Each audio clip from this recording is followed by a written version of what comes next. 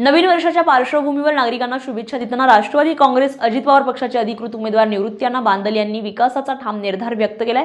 प्रभागामध्ये आतापर्यंत स्वखर्चातून रस्ते, पाणी पुरवठा, प्रकाश व्यवस्था तसेच विविध विकास कामे केली आहेत। यावेळी निवृत्त्यांना बांदल बोलताना म्हणालेत की जनतेने मला निवडून दिल्यास प्रभागाचा नव्याने आराखडा तयार करून मोठा बदल घडवून आणू, नागरिकांच्या मूलभूत गरजांसह आधुनिक आणि सोयीस्कर सुविधा उपलब्ध करून देण्यासाठी प्राधान्याने काम करेल।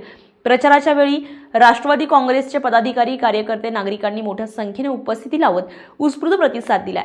विकास, पारदर्शकता आणि जनतेशी थेट संवाद हाच आपल्या कार्यपद्धतीचा केंद्रबिंदू राहील असा विश्वासही निवृत्त्यांना बांदल यांनी यावेळी व्यक्त केलाय।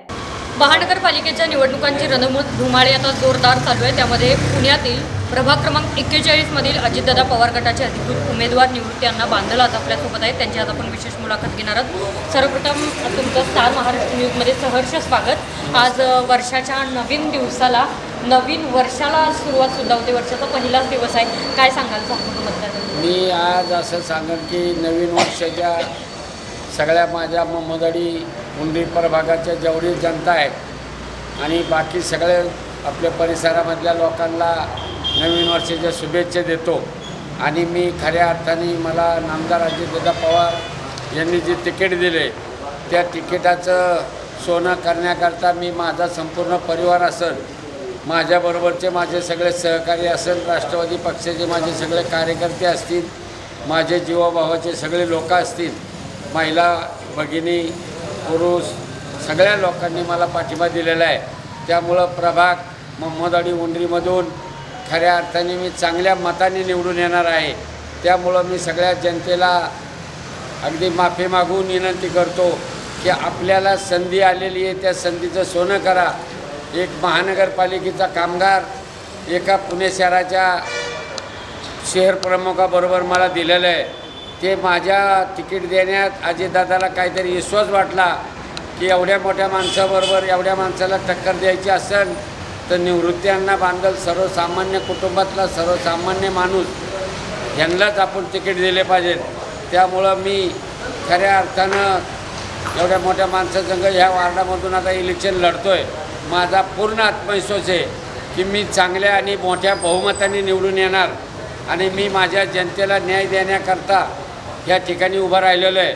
माझा परिसर तुम्ही बघसाल, उंडरी, पिसुळी, वडाचीवाडी, अवतलवाडी, होरकावाडी ह्या परिसरामध्ये माझी जे कामं आहेत ह्या पब्लिकला माहिती आहे। मग मोटार असेल, बोर असेल, रस्ते असतील, लाईट असेल, स्वतःच्या पैशाने मी आत्तापर्यंत सगळं करत आलो आहे।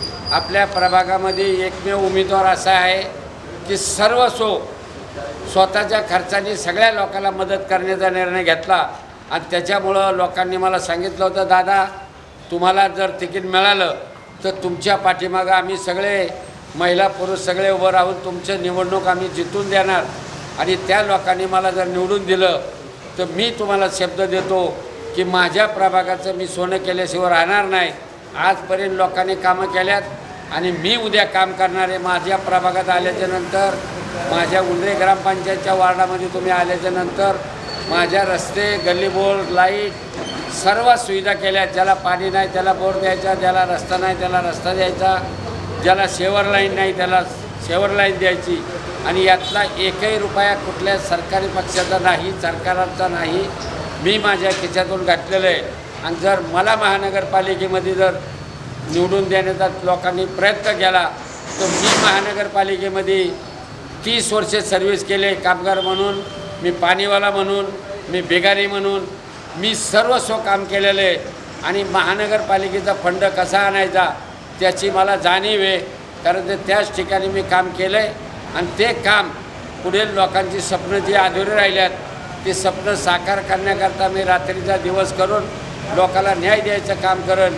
एवढंच बोलतो। नवीन वर्षाच्या सगळ्या लोकांना शुभेच्छा देऊ।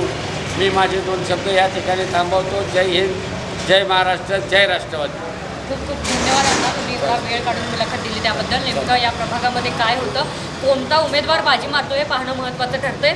पण तुम्हाला या सगळ्या अपडेट रोजच्या रोज जाणून घ्यायचे असतील तर पाहत राहा स्टार महाराष्ट्र। माझी बीज मारणार आहे।